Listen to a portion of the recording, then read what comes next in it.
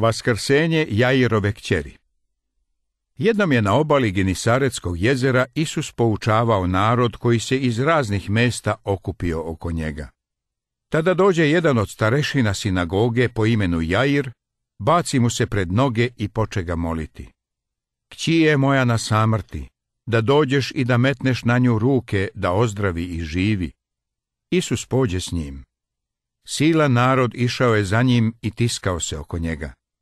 Neka žena koja je 12 godina bolovala od tečenja krvi i veliku muku podnela od mnogih lekara i potrošila sve što je imala i ništa joj nisu pomogli, nego još gore načinili, kad je čula za Isusa, dođe u narodu sastrag i dotače se haljine njegove. Govorila je u sebi, ako se samo dotaknem haljina njegovih, ozdravit ću. I odmah osjeti u telu da ozdravi od bolesti. Isus odmah osjeti u sebi da je sila izašla iz njega, okrenu se narodu i reče, ko se to dotače mojih haljina? I rekoše mu učenici njegovi, vidiš narod gde te gurka pa pitaš ko se dotače mene. Ali Isus pogleda naokolo da vidi onu koja je to učinila.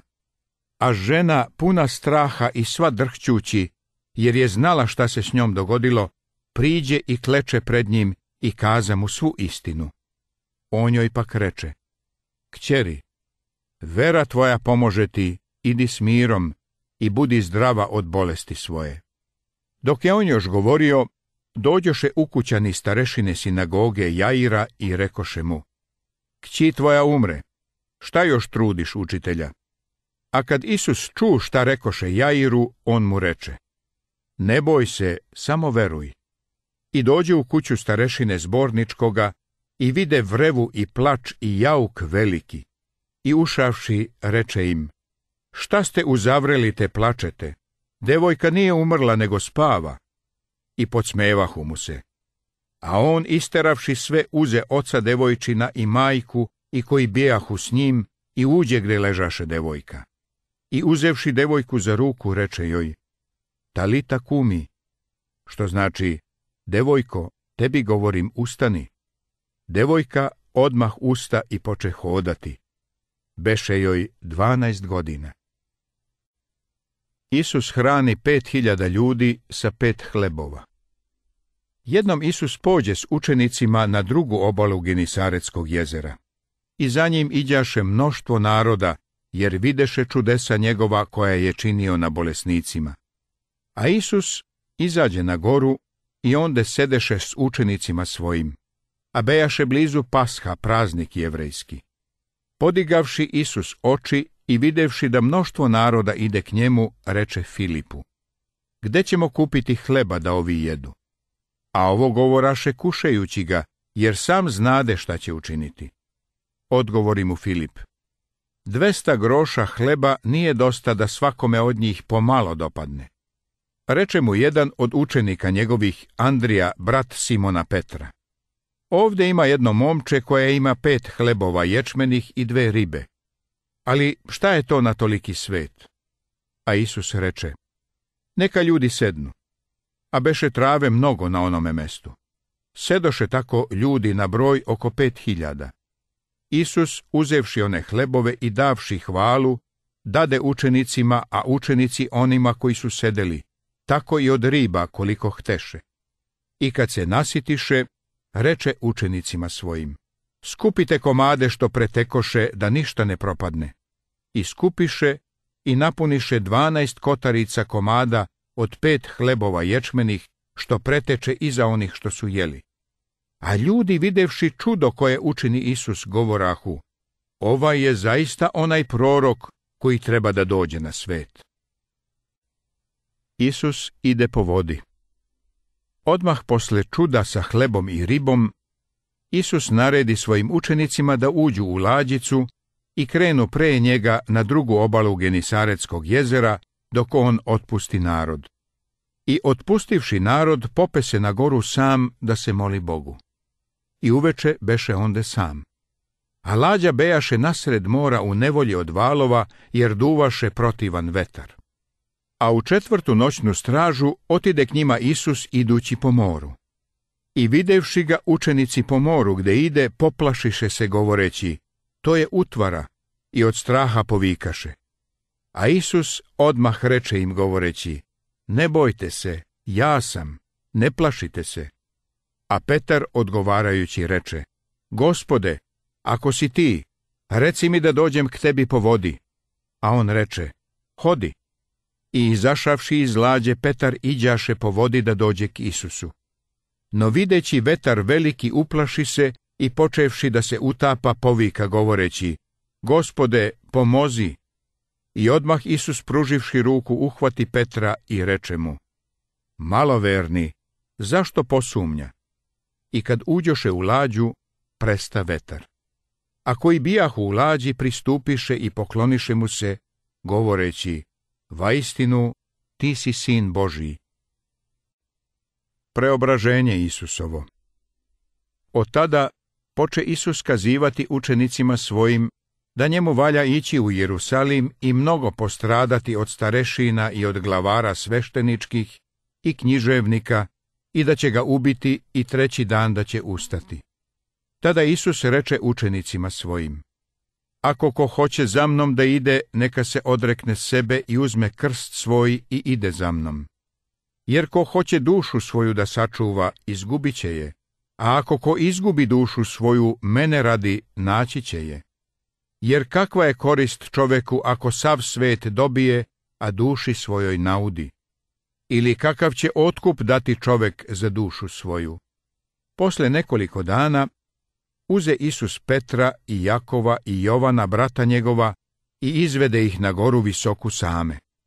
I preobrazi se pred njima, i zasja se lice njegovo kao sunce, a haljine njegove postadoše bele kao svetlost.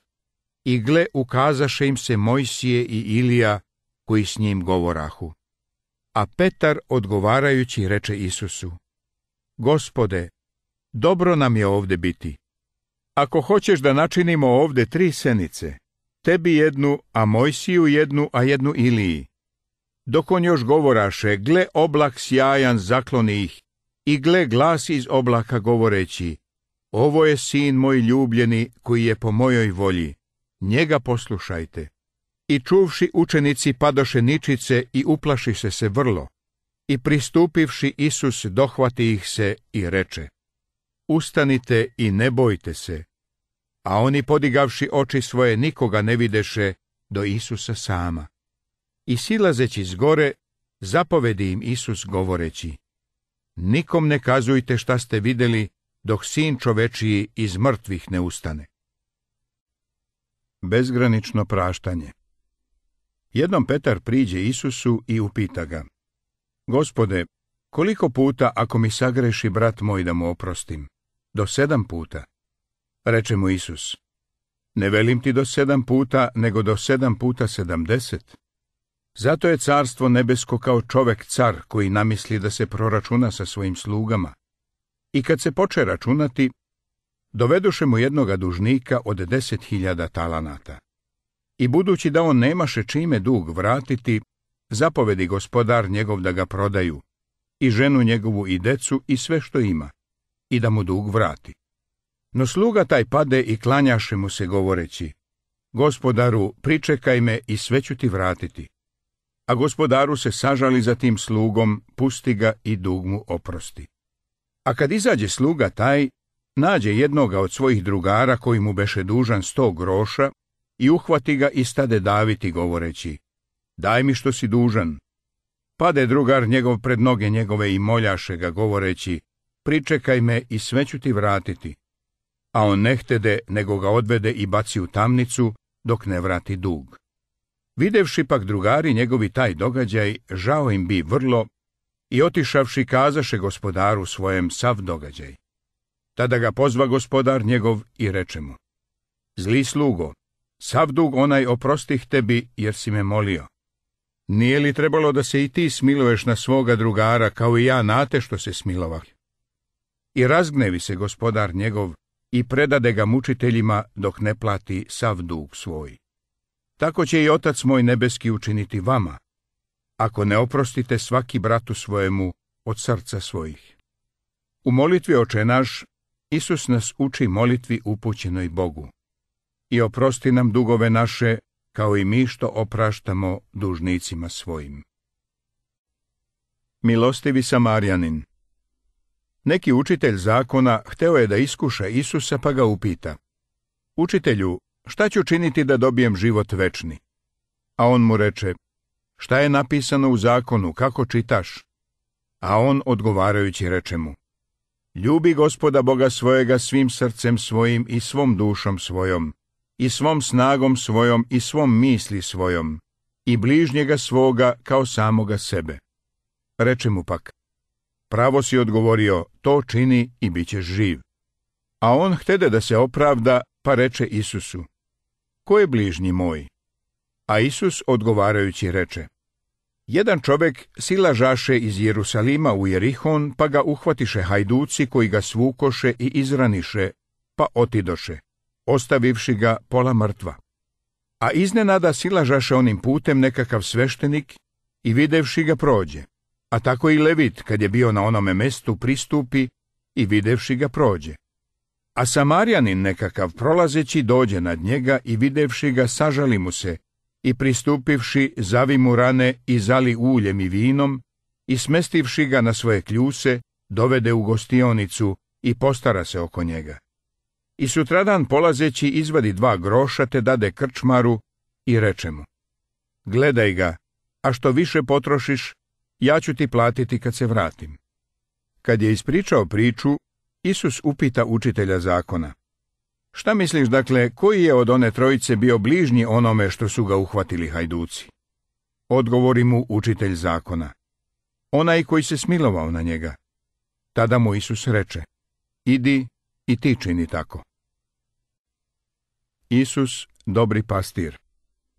Isus je često govorio narodu i svojim učenicima o tome kako je čovečanstvo palo u greh, o nužnosti pokajanja i obraćenja Bogu, o Božjoj ljubavi. Jer Bogu tako omilje svet da je i Sina svojega jedinorodnoga dao, da nijedan koji ga veruje ne pogine, nego da ima život večni. O tome je Isus govorio u pričama, s primerima i u slikama. Evo Isusovih reči o sebi kao dobrom pastiru. Zaista vam kažem, ja sam vratak ovcama. Svi, koliko ih god dođoše pre mene, lupeži su i hajduci, ali ih ovce ne poslušaše. Ja sam vrata. Ko uđe kroz me spašće se i ući će i izići će i pašu će naći. Lupež ne dolazi ni za što drugo nego da ukrade i ubije i pogubi. Ja dođoh da imaju život i izobilje. Ja sam pastir dobri. Pastir dobri dušu svoju polaže za ovce, a najamnik koji nije pastir, kome nisu ovce svoje, vidi vuka gde ide i ostavlja ovce i beži, i vuk razgrabi ovce i rastera ih, a najamnik beži, jer je najamnik i ne mari za ovce. Ja sam pastir dobri i znam svoje i moje mene znaju, kao što mene zna otac i ja znam oca, i dušu svoju polažem za ovce. I druge ovce imam koje nisu iz ovoga tora, i one mi valja dovesti. I čuće glas moj, i bit će jedno stado i jedan pastir. Zato me otac ljubi, jer ja dušu svoju polažem, da je opet uzmem.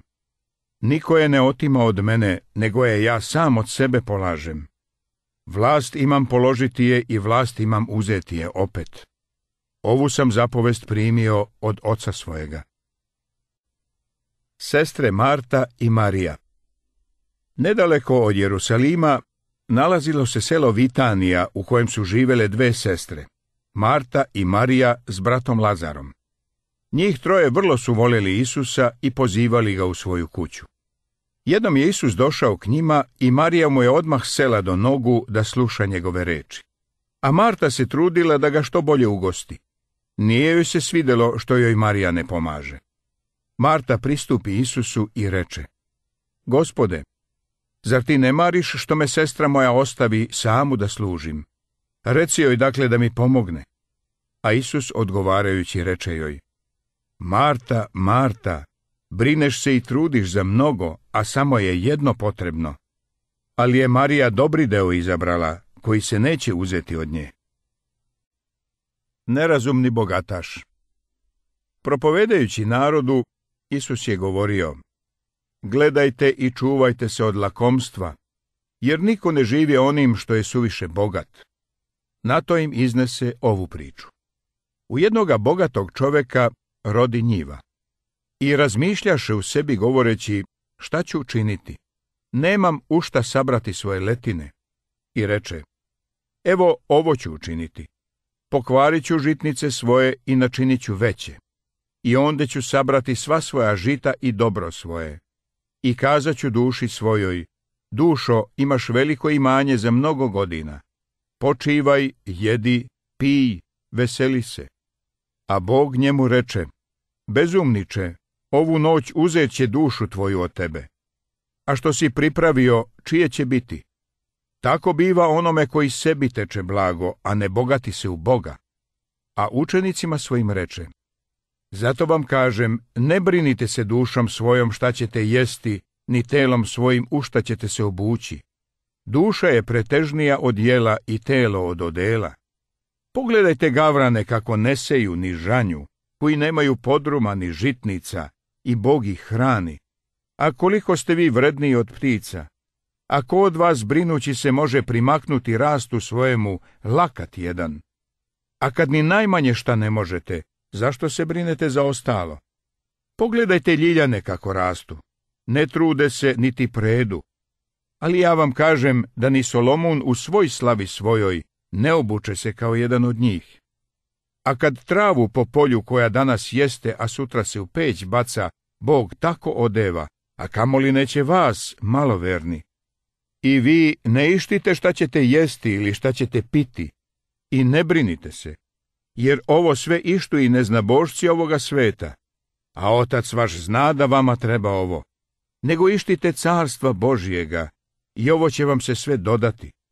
Ne boj se, malo stado, jer bi volja vašega Oca da vam da carstvo. Prodajte što imate i dajte milostinju. Načinite sebi torbe koje neće oveštati, riznicu koja se nikad neće isprazniti na nebesima, gde lupež ne dolazi, niti moljac jede. Jer gde je blago vaše, onda će biti i srce vaše. Priča o bogatašu i Lazaru. U ovoj Isusovoj priči govori se o dvojici ljudi čiji su se životi veoma razlikovali. Jedan je živeo u izobilju, ali grešno, a drugi u siromaštvu, ali pravedno. Čovek neki beše bogat, koji se odevao u skupocenu svilu živih boja i življaše svaki dan gospodski i veseljaše se. A bejaše jedan siromah, po imenu Lazar, koji ležaše pred njegovim vratima, u ranama, zadovoljan da se nasiti mrvama koje padahu s trpeze bogatoga. Još i psi dolažahu i lizahu rane njegove. A kad umre siromah, odnesoše ga anđeli u naručje Avramovo, a umre i bogati, i zakopaše ga. I u paklu, kad beše u mukama, podiže oči svoje i ugleda izdaleka Avrama i Lazara u naručju njegovu, i povikavši reče: Oče Avrame, smiluj se name i pošalji mi Lazara, neka umoči u vodu vrh prsta svojega i da mi rasladi jezik, jer se mučim u ovome plamenu. A Avram reče: Sinko, opomeni se da si ti primio dobra svoja u životu svome, a Lazar pak zla, a sad se on teši, a ti se mučiš. I povrh svega toga, postavljena je među nama i vama velika provalija, da oni koji bi hteli odovud k vama preći ne mogu, niti oni otuda k nama da prelaze. Tada reče: Molim te dakle, oče, da ga pošalješ kući oca mojega, jer imam 5 braće. Neka im posvedoči da ne bi i oni došli na ovo mesto mučenja. Reče mu Avram: Oni imaju Mojsija i proroke, neka njih slušaju. A on reče: Ne, oče Avrame, nego ako im dođe ko iz mrtvih, pokajaće se. A Avram reče mu: Ako ne slušaju Mojsija i proroke, i ako neko iz mrtvih ustane,